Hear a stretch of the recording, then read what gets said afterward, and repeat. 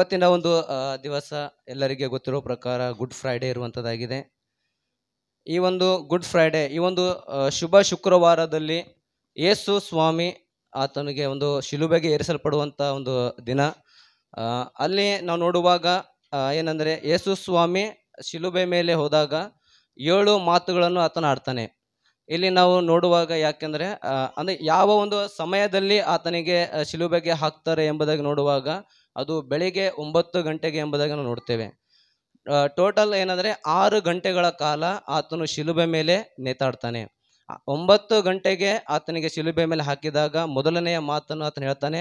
ಅದಾದ ನಂತರ 10ನೇ ಒಂದು ಗಂಟೆಗೆ 2ನೇ ಮಾತು, 11ಕ್ಕೆ ಒಂದು 3ನೇ ಮಾತು, 12ಕ್ಕೆ ಮತ್ತು 4ನೇ ಮಾತು, ಹೀಗೆ ಏನಂತಾರೆ ಮಧ್ಯಾಹ್ನ 3 ಗಂಟೆಗೆ ಆತನು ಕೊನೆಯ ಮಾತನ್ನು ಹೇಳಿ ಆತನ ಪ್ರಾಣವನ್ನು ಒಪ್ಪಿಸಿಕೊಡುವಂತನಾಗಿದ್ದಾನೆ.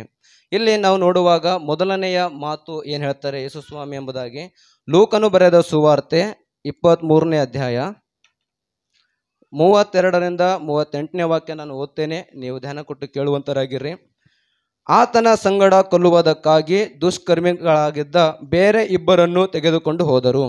ಅವರು ಕಪಾಲವೆಂಬ ಸ್ಥಳಕ್ಕೆ ಬಂದಾಗ ಅಲ್ಲಿ ಆತನನ್ನು ಆ ದುಷ್ಕರ್ಮಿಗಳನ್ನು ಶಿಲುಬೆಗೆ ಹಾಕಿದರು.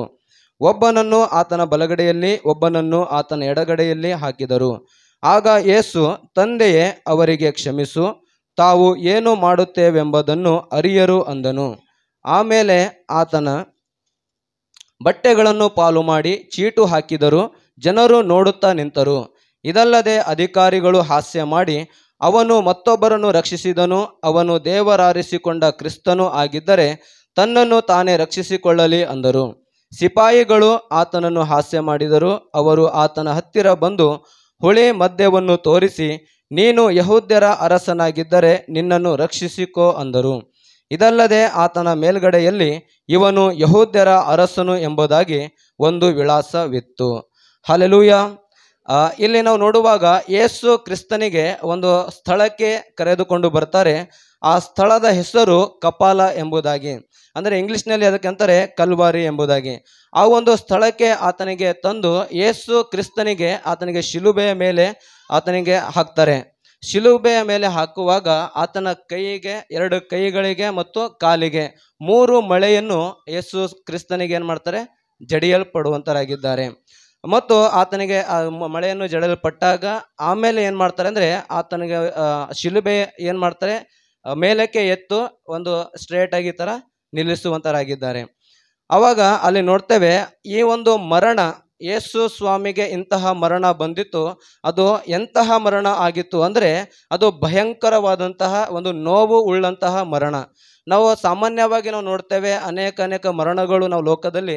ಕೆಲವೊಬ್ಬರು ಹಾರ್ಟ್ ಅಟ್ಯಾಕ್ ಆಗಿ ಸಾಯ್ತಾರೆ, ಕೆಲವೊಬ್ಬರು ಆಕ್ಸಿಡೆಂಟ್ ಆಗಿ ಸಾಯ್ತಾರೆ, ಕೆಲವೊಬ್ಬರು ಅನೇಕ ರೀತಿಯಾದಂತಹ ಒಂದು ಸಾಯ್ತಾರೆ, ಸುಸೈಡ್ ಮಾಡ್ಕೊಂಡು ಸಾಯ್ತಾರೆ. ಬಟ್ ಇಲ್ಲಿ ನಾವು ನೋಡುವಾಗ ಈ ಒಂದು ಮರಣ ಈ ಕಾಮನ್ ಆಗಿ ಇದ್ದಂತ ಇರಲಿಲ್ಲ.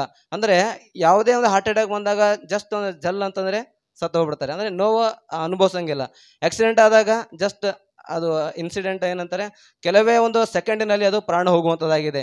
ಬಟ್ ಇಲ್ಲಿ ಯೇಸು ಸ್ವಾಮಿಯ ಒಂದು ಮರಣ ಅದು ಬಹಳಷ್ಟು ಒಂದು ಭಯಂಕರ ಒಂದು ನೋವು ಉಳ್ಳಂಥದ್ದಾಗಿತ್ತು ಮತ್ತು ಅದು ಅಪಮಾನಕರವಾದಂತಹ ಒಂದು ಮರಣ ಆಗಿತ್ತು ಪ್ರಿಯರೇ. ಯಾಕೆಂದರೆ ಅಪಮಾನಕರವಾದಂತಹ ಯಾಕೆಂತ ನೋಡುವಾಗ, ಆತನಿಗೆ ಕೆಲವೊಂದು ಬಿರುದುಗಳನ್ನು ಕೊಡ್ತಾರೆ. ಆತನು ಏನಂದರೆ ಕಳ್ಳರ ಜೊತೆಗೆ ಆತನು ಶಿಲುಬೆಗೆ ಹಾಕ್ತಿರು. ಅಂದರೆ ಯೇಸು ಸ್ವಾಮಿಗೆ ಒಬ್ಬನಿಗೆ ಆತನಿಗೆ ಶಿಲುಬೆ ಹಾಕ್ತಿರ್ಲಿಲ್ಲ, ಆತನ ಜೊತೆಗೆ 2 ಕಳ್ಳರು ಕೂಡ ಇದ್ದರು. ಅಂದರೆ ಇದೊಂದು ಸಿಂಪಲ್ ಆಗಿ ಏನು ಗೊತ್ತಾಗ್ತದೆ ಅಂದರೆ, ಯೇಸು ಕ್ರಿಸ್ತನು ಕೂಡ ಆ ಕಳ್ಳರಂತೆಯೇ ಈತನು ತಪ್ಪು ಮಾಡಿದನು ಒಂದು ಎಂಬುದಾಗಿ ತೋರಿಸಿಕೊಡುವಂಥದ್ದಾಗಿದೆ. ಮತ್ತು ಇಲ್ಲಿ ನಾವು ನೋಡುವಾಗ ಯೇಸು ಸ್ವಾಮಿಗೆ ಶಿಲುಬೆ ಮೇಲೆ ಹಾಕಿದಾಗ ಆತನ ಒಂದು ತಲೆಯ ಮೇಲೆ ಒಂದು ವಿಳಾಸವಿತ್ತು, ಯಹೂದ್ಯರ ಅರಸನು ಎಂಬುದಾಗಿ. ಯಹೂದ್ಯರ ಅರಸನು ಎಂಬುದಾಗಿ ಅದು 3 ಲ್ಯಾಂಗ್ವೇಜಲ್ಲಿ ಅದು ಬರೆದಿತ್ತು. ಏನಂದರೆ ಒಂದು ಗ್ರೀಕ್, ಲ್ಯಾಟಿನ್ ಮತ್ತು ಇಬ್ರಿಯು, ಈ ಒಂದು 3 ಭಾಷೆಯಲ್ಲಿ. ಯಾಕಂದರೆ ಯೇಸು ಸ್ವಾಮಿ ಈ 3 ಭಾಷೆಯಲ್ಲಿ ಆತನು ಮಾತನಾಡ್ತಲಿದ್ದನು ಮತ್ತು ಆತನಿಗೆ ಆ 3 ಭಾಷೆದವರು ಕೂಡ ಅಲ್ಲಿ ಇದ್ದರು ಎಂಬುದಾಗಿ. ಇಲ್ಲಿ ನಾವು ನೋಡುವಾಗ ಲೂಕನು ಬರೆದ ಸುವಾರ್ತೆ 23:34ನೇ ವಾಕ್ಯದಲ್ಲಿ ಏನು ಹೇಳ್ತಾರೆ ಅಂದರೆ, ತಂದೆಯೇ ಇವರನ್ನು ಕ್ಷಮಿಸು ಎಂಬುದಾಗಿ. ಇದು ಆ ಶಿಲುಬೆಯ ಮೇಲೆ ಹಾಕಿದಾಗ ಮೊದಲನೆಯ ಮಾತು ಇದು ತಂದೆಯೇ ಅವರನ್ನು ಕ್ಷಮಿಸು ಎಂಬುದಾಗಿ ನೋಡುವಾಗ ಇದು ಯೇಸು ಕ್ರಿಸ್ತನ ಒಂದು ಪ್ರಾರ್ಥನೆಯಾಗಿತ್ತು ಪ್ರಿಯರೇ. ಮೊಟ್ಟ ಮೊದಲನೇದಾಗಿ ಯೇಸು ಸ್ವಾಮಿ ಆತನು ಪ್ರಾರ್ಥನೆ ಮಾಡ್ತಲಿದ್ದಾನೆ. ಯಾರಿಗೋಸ್ಕರ ಅಂದರೆ ಯೇಸು ಕ್ರಿಸ್ತನ ಶತ್ರುಗಳಿಗೋಸ್ಕರ, ವೈರಿಗಳಿಗೋಸ್ಕರ. ಯೇಸುವನ್ನು ಯಾರೆಲ್ಲ ಹಿಂಸೆ ಪಡಿಸಿದ್ರು, ಯೇಸುವನ್ನು ಯಾರೆಲ್ಲ ತಿರಸ್ಕಾರ ಮಾಡಿದ್ರು ಅವರಿಗೋಸ್ಕರ ಆತನು ಪ್ರಾರ್ಥನೆ ಮಾಡಿದನು. ಇಲ್ಲಿ ನಾವು ನೋಡುವಾಗ ಶಿಲುಬೆಯಲ್ಲಿ 7 ಒಂದು ಗಮನಾರ್ಹವಾದಂತಹ ಒಂದು 7 ಮಾತುಗಳು ಯೇಸು ಸ್ವಾಮಿ ಆಡ್ತಾರೆ. ಅನೇಕ ಮಾತುಗಳು ಆತನು ಭೂಮಿಯ ಮೇಲೆ ಇದ್ದಾಗ ಆಡಿದರು. ಬಟ್ ವಿಶೇಷವಾದಂತಹ ಮಾತುಗಳು ಅದು ಶಿಲುಬೆಯ ಮೇಲೆ 7 ಮಾತುಗಳನ್ನು ಆಡ್ತಾರೆ. ಆ 7 ಮಾತುಗಳಲ್ಲಿ ಮೊದಲನೆಯ ಮಾತೆ ಅದು ಪ್ರಾರ್ಥನೆಯ ಪೂರ್ವಕವಾಗಿ ಇತ್ತು ಪ್ರಿಯರೇ. ಇಲ್ಲಿ ನಾನು ನೋಡುವಾಗ ಏನಂದರೆ ಯೇಸು ಸ್ವಾಮಿಗೆ ಶಿಲುಬೆ ಮೇಲೆ ಹಾಕಿದಾಗ ಆತನು ಮೊದಲನೇದಾಗಿ ಮಾಡಿದ್ದೆ ಅದು ಪ್ರಾರ್ಥನೆ. ಯಾವ ರೀತಿ ಅದು ಪ್ರಾರ್ಥನೆ ಇತ್ತಂದರೆ ಮನವಿಯ ರೀತಿಯಾಗಿ ಇತ್ತು ಪ್ರಿಯರೇ. ಇಲ್ಲಿ 2 ನಾವು ಅಂಶಗಳನ್ನು ನೋಡ್ತೇವೆ ಇದರಲ್ಲಿ. ಏನಂದರೆ ಒಂದು, ತಂದೆಯೇ ಅವರಿಗೆ ಕ್ಷಮಿಸು. ಎರಡನೇದಾಗಿ, ತಾವು ಏನು ಮಾಡುತ್ತೇವೆಂಬುದನ್ನು ಅರಿಯರು ಎಂಬುದಾಗಿ. ನಾವು ನೋಡುವಾಗ ಮೊದಲನೆಯ ಅಂಶ ಏನು ಹೇಳ್ತಾ ಇದ್ದಾರೆ, ತಂದೆಯೇ ಅವರನ್ನು ಕ್ಷಮಿಸು ಎಂಬುದಾಗಿ. ಒಂದು ವೇಳೆ ನಮಗೆ ಅಂತಹ ಮರಣ ಬರುವುದಾದರೆ ನಾವು ಏನು ಮಾಡ್ತಲಿದ್ದೇವೆ? ಏನು ಪಾಪ ಮಾಡಲಾರದೆ ಇದ್ದಂತಹ, ಏನು ತಪ್ಪು ಮಾಡದೇ ಇರುವಂತಹ ಯೇಸು ಕ್ರಿಸ್ತನಿಗೆ ಇಂತಹ ಒಂದು ಶಿಲುಬೆಯ ಮರಣ ಜನರು ಆತನಿಗೆ ಹಾಕುವಾಗ ಆತನು ತಂದೆಯಾದ ದೇವರಿಗೆ ಈ ರೀತಿ ಪ್ರಾರ್ಥನೆ ಮಾಡ್ಬೋದಿತ್ತು. ದೇವರೇ, ಯಾರೆಲ್ಲ ಈ ಒಂದು ಶಿಲುಬೆ ಹಾಕುವುದರಲ್ಲಿ ಭಾಗಿಯಾಗಿದ್ದಾರೆ ಇವರನ್ನು ಬೆಂಕಿಯಿಂದ ಸುಟ್ಟಾಕು ಎಂಬುದಾಗಿ ಮಾಡ್ಬೋತಾ ಇಲ್ಲ? ಮಾಡಬಹುದಿತ್ತು. ನಾವು ಇಲ್ಲಿ ಲೋಕದಲ್ಲಿ ನಾವು ಜೀವಿಸುವಾಗ ನಮ್ಮ ಆಲೋಚನೆ ಅದೇ ರೀತಿಯಾಗಿ ಇರುವಂಥದ್ದಾಗಿದೆ. ನಮಗೆ ಯಾರಾದರೂ ಕೆಟ್ಟದಾಗಿ ಮಾಡುವಾಗ ನಾವೇನಂತೇವೆ, ಅವರಿಗೆ ಈ ಒಂದು ಆಗಲಿ, ಇವರಿಗೆ ಈ ರೀತಿ ನಾಶ ಆಗಲಿ, ಇವರಿಗೆ ಈ ರೀತಿ ಆಗಲಿ ಅಂತ ನಾವೇನು ಮಾಡ್ತೇವೆ, ಶಾಪ ಹಾಕ್ತಲಿರ್ತೇವೆ. ಬಟ್ ಇಲ್ಲಿ ಯೇಸು ಸ್ವಾಮಿ ಆ ಥರ ಮಾಡಲಿಲ್ಲ ಪ್ರಿಯರೇ. ನೋಡುವಾಗ ಅವರು ತಪ್ಪಿತಸ್ಥರಾಗಿದ್ದರು. ಯಾರೆಲ್ಲ ಯೇಸು ಸ್ವಾಮಿಗೆ ಶಿಲುಬೆಗೆ ಹಾಕಿದ್ರು ಅವರು ಮಾಡುವುದು ತಪ್ಪಾಗಿತ್ತು, ಅವರು ಮಾಡುವುದು ಅನ್ಯಾಯವಾಗಿತ್ತು, ಅದು ನ್ಯಾಯವಾದದೇ ಇರಲಿಲ್ಲ ಎಂಬುದಾಗಿ ಗೊತ್ತಿದ್ದರೂ ಕೂಡ ಯೇಸು ಸ್ವಾಮಿ ಅವರಿಗೋಸ್ಕರ ಈ ಒಂದು ವಿಶೇಷವಾದಂತಹ ಒಂದು ಪರ್ಟಿಕ್ಯುಲರ್ ಆಗಿ ಆತನು ಪ್ರಾರ್ಥನೆ ಮಾಡ್ತಾನೆ. ಏನಂದರೆ ಆತನು ಮಧ್ಯಸ್ಥಿಕೆಯ ಪ್ರಾರ್ಥನೆ. ಆ ಒಂದು ಜನಗಳಿಗೋಸ್ಕರ ತಂದೆಯಾದ ದೇವರಿಗೆ ಯೇಸು ಸ್ವಾಮಿ ಆ ಶಿಲುಬೆ ಮೇಲೆ ನೇತಾಡುತ್ತಾ ರಕ್ತವನ್ನು ಸುರಿಸುತ್ತಾ ಆತನು ನರಳುತ್ತಾ ಆತನು ಪ್ರಾರ್ಥನೆ ಮಾಡ್ತಾನೆ. ಏನಂದರೆ ಯೆಶಾಯನು ಬರೆದ ಗ್ರಂಥ 53ನೇ ಅಧ್ಯಾಯ 12ನೇ ವಾಕ್ಯದಲ್ಲಿ ನಾವು ಓದಿರೋ ಪ್ರಕಾರ ಏನಂದರೆ ಇಂಟರ್ಸೆಷನ್ ಪ್ರೇಯರ್ ಆತನು ಹೇಗೆ ಮಾಡಿದನು ಎಂಬುದಾಗಿ, ಇವನು ಇಂಥವನಾಗಿರುವುದರಿಂದ ನಾನು ಇವನಿಗೆ ದೊಡ್ಡವರ ಸಂಗಡ ಪಾಲು ಕೊಡುವೆನು, ಇವನು ಬಲಿಷ್ಠರೊಡನೆ ಸೂರೆಯನ್ನು ಹಂಚಿಕೊಳ್ಳುವನು, ತನ್ನ ಪ್ರಾಣವನ್ನು ಧಾರೆ ಎರೆದು ಮರಣ ಹೊಂದಿ ದ್ರೋಹಿಗಳೊಂದಿಗೆ ತನ್ನನ್ನು ಎಣಿಸಿಕೊಂಡು ಬಹುಜನ ದ್ರೋಹಿಗಳ ಪಾಪವನ್ನು ಹೊರುತ್ತಾ ಅವರಿಗಾಗಿ ವಿಜ್ಞಾಪನೆ ಮಾಡಿದನಲ್ಲ. ಅಂದರೆ ಆತನು ಅನೇಕರ ಒಂದು ತಪ್ಪುಗಳನ್ನು, ಅನೇಕರ ಒಂದು ಪಾಪಗಳನ್ನು ತನ್ನ ಮೇಲೆ ಹೊರುತ್ತಾ ಆತನು ಮಧ್ಯಸ್ಥಿಕೆಯ ಪ್ರಾರ್ಥನೆ, ಆತನ ವಿಜ್ಞಾಪನೆಯನ್ನು ತಂದೆಯಾದ ದೇವರಿಗೆ ಮಾಡಿದನು ಪ್ರಿಯರೇ. ಅಲ್ಲಿ ನಾವು ನೋಡುವಾಗ ಅದರ ಒಟ್ಟಿಗೆ ಯೇಸು ಸ್ವಾಮಿ ಪ್ರಾರ್ಥನೆ ಮಾಡ್ತಾರೆ. ಒಂದು ಅಧ್ಯಾಯ ನಾವು ನೋಡುವಾಗ ಯೋಹಾನನು ಬರೆದ ಸುವಾರ್ತೆ 17ನೇ ಅಧ್ಯಾಯ 1ರಿಂದ 26ನೇ ವಾಕ್ಯ ನಾವು ನೋಡುವಾಗ ಅಲ್ಲಿ ಆತನು ಪ್ರಾರ್ಥನೆ ಮಾಡ್ತಲಿರ್ತಾನೆ ಪ್ರಿಯರೇ. ನಾವು ಒಂದು ಕೊನೆಯ ವಾಕ್ಯವನ್ನು ನಾನು ಓದುವಂತರಾಗಿದ್ದೇನೆ. ನಾನು ಅವರಿಗೆ ನಿನ್ನ ಹೆಸರನ್ನು ತಿಳಿಸಿದ್ದೇನೆ, ಇನ್ನೂ ತಿಳಿಸುವೆನು, ನೀನು ನನ್ನ ಮೇಲೆ ಇಟ್ಟಂತ ಪ್ರೀತಿಯು ಅವರಲ್ಲಿ ಇರಬೇಕೆಂದು ನಾನು ಅವರಲ್ಲಿ ಇರಬೇಕೆಂದು ಪ್ರಾರ್ಥಿಸುತ್ತೇನೆ ಅಂದನು. ಈ ಒಂದು ಪ್ರಾರ್ಥನೆ ಅದರಲ್ಲಿ ನಾವು ಸತ್ಯ ಒಂದು ಅರ್ಥವನ್ನು ನಾವು ನೋಡಿಕೊಳ್ಳುವಾಗ ಆತನು ಯಾವ ಒಂದು ಪ್ರಾರ್ಥನೆ ಮಾಡ್ತಲಿದ್ದನು ಅಂದರೆ ಇವರಲ್ಲಿ ಒಂದು ಅನ್ಯೋನ್ಯತೆ ಬರಲಿ. ಈ ಒಂದು ಪೂರ್ತಿ ನೀವು ಅಧ್ಯಾಯವನ್ನು ಓದುವಾಗ ತಂದೆಯು ಮತ್ತು ಕ್ರಿಸ್ತನಲ್ಲಿ ಇರುವಂತಹ ಅನ್ಯೋನ್ಯತೆ, ಅವರ ಮಧ್ಯದಲ್ಲಿ ಇರುವಂತಹ ಪ್ರೀತಿ, ಅವರ ಮಧ್ಯದಲ್ಲಿ ಇರುವಂತಹ ಒಂದು ಅಂಡರ್ಸ್ಟ್ಯಾಂಡಿಂಗ್ ಅನ್ನು ಅದು ಈ ಜನರ ಮಧ್ಯದಲ್ಲಿ ಬರಲಿ ಎಂಬುದಾಗಿ ಕೂಡ ಆತನು ಪ್ರಾರ್ಥನೆ ಮಾಡ್ತಲಿದ್ದರು ಪ್ರಿಯರೇ. ನಾವು ನೋಡುವಾಗ ಇಲ್ಲಿ ದೊಡ್ಡದಾಗಿ ಯೇಸು ಸ್ವಾಮಿ ಆತನ ರಕ್ತದ ಮುಖಾಂತರ ನಮ್ಮನ್ನು ಏನು ಮಾಡಿದನು, ಖರೀದಿಸಿದನು ಮತ್ತು ಸಂಪಾದಿಸಿದ್ದಾನೆ. ಯಾಕೆ ಇದು ಮಾಡಿದನು ಎಂಬುದಾಗಿ ನೋಡುವಾಗ ಅದರ ದೊಡ್ಡ ಒಂದು ಕಾರ್ಯ ಏನಂದರೆ ನಮ್ಮ ಒಂದು ಪಾಪದ ಒಂದು ಕ್ಷಮಾಪಣೆಗೋಸ್ಕರ, ನೀವು ಮಾಡಿರುವ ಆ ಪಾಪದ ಕ್ಷಮಾಪಣೆಗೋಸ್ಕರ ಆತನು ನಮ್ಮನ್ನು ತನ್ನ ರಕ್ತದಿಂದ ಆತನು ಸಂಪಾದಿಸಿದ್ದಾನೆ ಪ್ರಿಯರೇ. ನಾವು ಮುಂದೆ ನಾವು ನೋಡುವಾಗ ಏನಂದ್ರೆ ಯೇಸು ಸ್ವಾಮಿ ಅಲ್ಲಿ ಆತನ ಇಂಟರ್ಸೆಷನ್ ಪ್ರೇರಣೆ ಮಾಡ್ತಾನೆ. ಈ ಒಂದು ಮೊದಲನೆಯ ಮಾತು ಅದು ಏನಾಗಿದೆ ಅಂದ್ರೆ ಒಬ್ಬರಿಗೋಸ್ಕರ ಆ ಪ್ರಾರ್ಥನೆಯ ಮನವಿಯನ್ನು ದೇವರಿಗೆ ಆತನ ತಂದೆಯಾದ ದೇವರಿಗೆ ಕೊಡ್ತಲಿದ್ದನು. ಬಟ್ ಇಲ್ಲಿ ನಾವು ನೋಡುವಾಗ ನಿಜ ಅಂಶದಲ್ಲಿ ಆ ಒಂದು ಜನರು ಆತನಿಗೆ ಹಿಂಸೆ ಪಡಿಸ್ತಲಿದ್ದರು.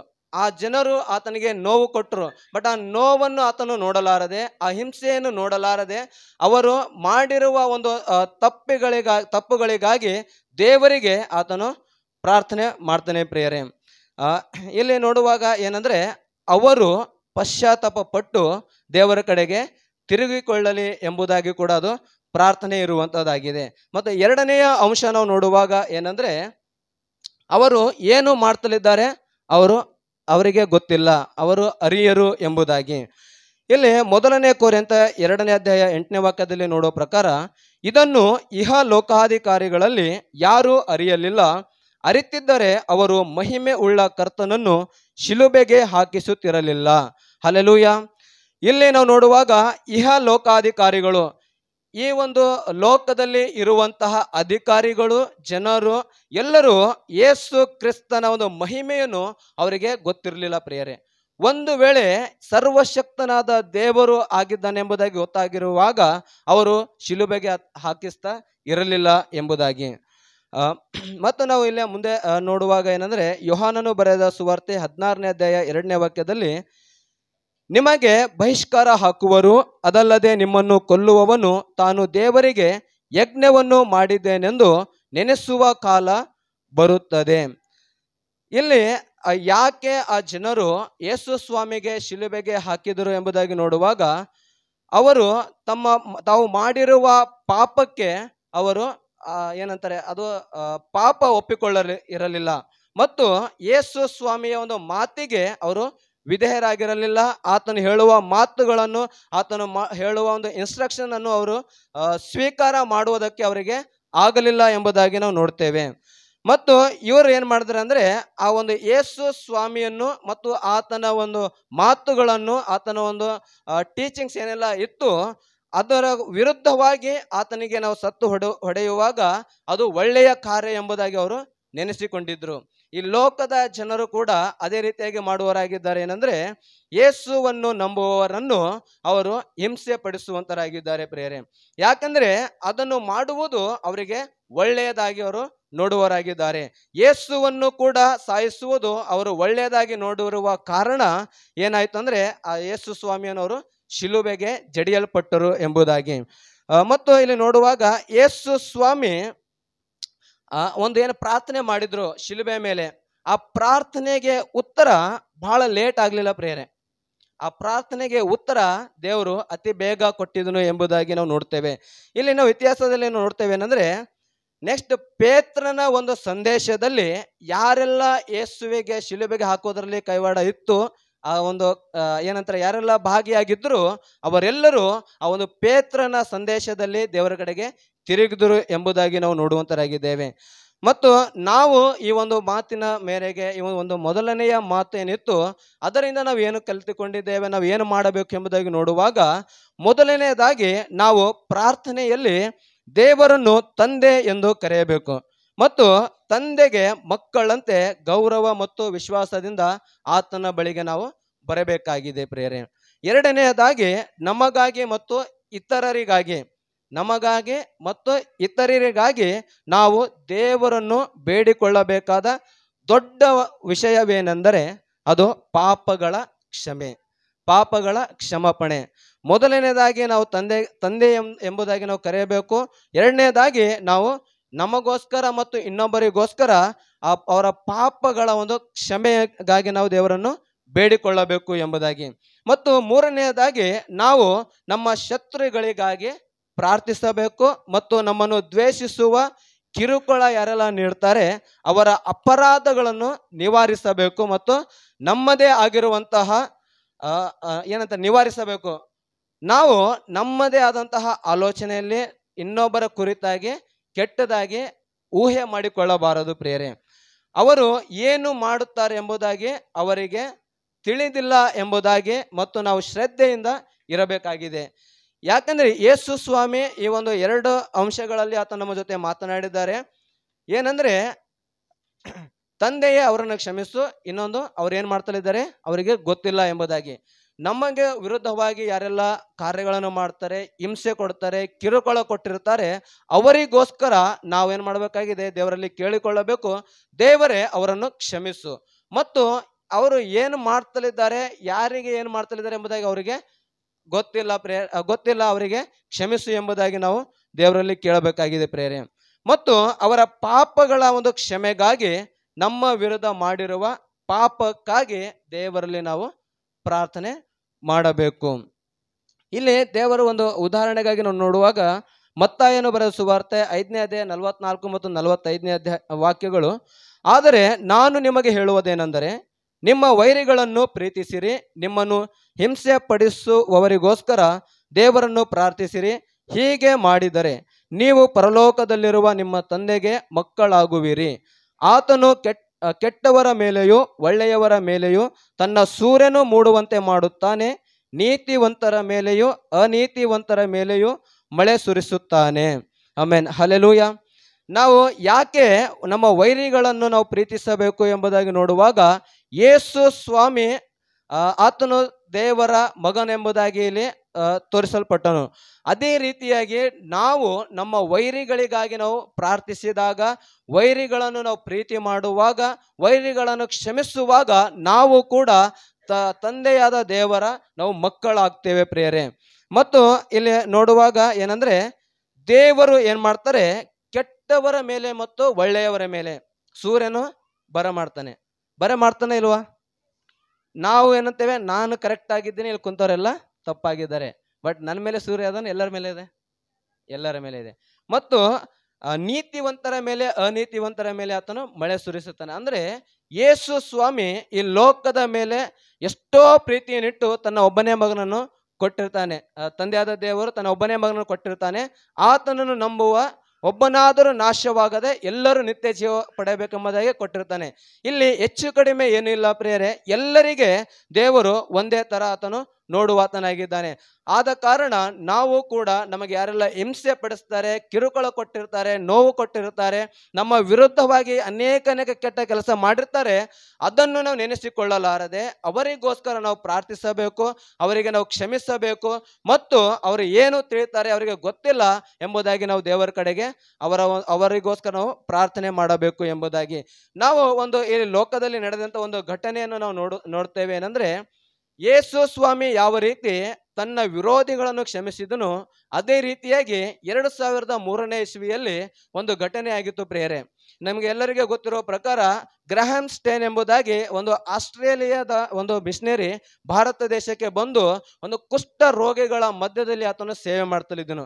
ಆ ಸೇವೆ ಮಾಡ್ತಲಿರುವಾಗ ಆತನಿಗೆ ವಿರುದ್ಧವಾಗಿ ಒಂದು ದಾರಾ ಸಿಂಗ್ ಎಂಬುದಾಗಿ ಒಂದು ಬಜರಂಗ್ ದಳದ ಒಂದು ಮುಖ್ಯಸ್ಥ ಆತನ ತಂಡವನ್ನು ತೆಗೆದುಕೊಂಡು ಒಂದು ಏನಂತಾರೆ ಗ್ರಹಾಮ್ ಸ್ಟೇನ್ಸ್ ಮೇಲೆ ದಾಳಿ ಮಾಡಿ ಆತನಿಗೆ ಮತ್ತು ಆತನಿಗೆ ಇರುವಂತಹ 3 ಮಕ್ಕಳಲ್ಲಿ 2 ಮಕ್ಕಳಿಗೆ ಕೂಡ ಆತನು ಜೀವಂತ ದಹನ ಮಾಡಿರ್ತಾರೆ.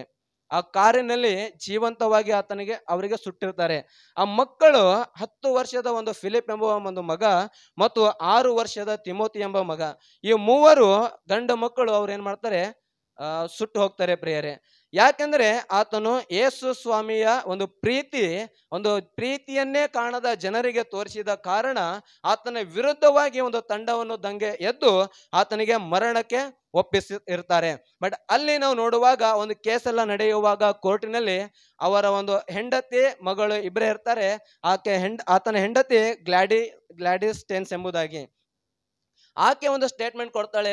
ಏನಂದ್ರೆ, ಇವರಿಗೆ ನಾನು ಕ್ಷಮಿಸಿದ್ದೇನೆ, ಅವರಿಗೆ ಯಾವುದೇ ಒಂದು ದಂಡ ಕೊಡಬೇಡ್ರಿ ಎಂಬುದಾಗಿ.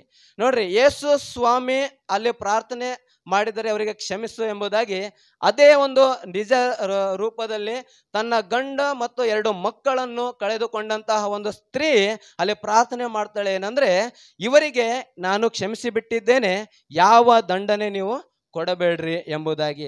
ಅಂತಹ ಒಂದು ಸಂಗತಿಗಳನ್ನು ನಡೆದಿರುವಾಗ ಅವರೇ ಅಂತ ಕ್ಷಮಿಸಿದ್ದಾರೆ ಎಂಬುದಾಗಿ ನೋಡಿದಾಗ ನಾವು ಏನ್ ಮಾಡ್ಬೇಕು ಪ್ರಿಯರೇ?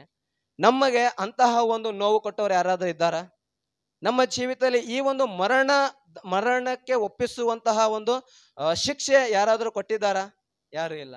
ಕೆಲವೊಂದು ಮಾತುಗಳನ್ನು ಆಡಿರಬಹುದು, ಕೆಲವೊಂದು ಏನೋ ಒಂದು ಕೆಲಸ ಮಾಡಿರಬಹುದು ನಿಮ್ಮ ವಿರುದ್ಧವಾಗಿ.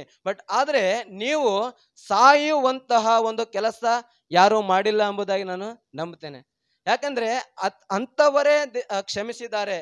ಯಾರೆಲ್ಲ ಸತ್ತಿದ್ದಾರೆ, ಯಾರಿಗೆಲ್ಲ ಹಿಂಸೆ ಆಗಿದೆ, ಕಿರುಕುಳವನ್ನು ಅನುಭವಿಸಿದ್ದಾರೆ, ಅಂಥವರೇ ಕ್ಷಮಿಸಿದ್ದಾರೆ ಎಂಬುದಾಗಿ ನೋಡುವಾಗ ನಾವು ಕೂಡ ನಮ್ಮ ಗಳಿಗೆ ನಾವು ಕ್ಷಮಿಸಬೇಕಾಗಿದೆ.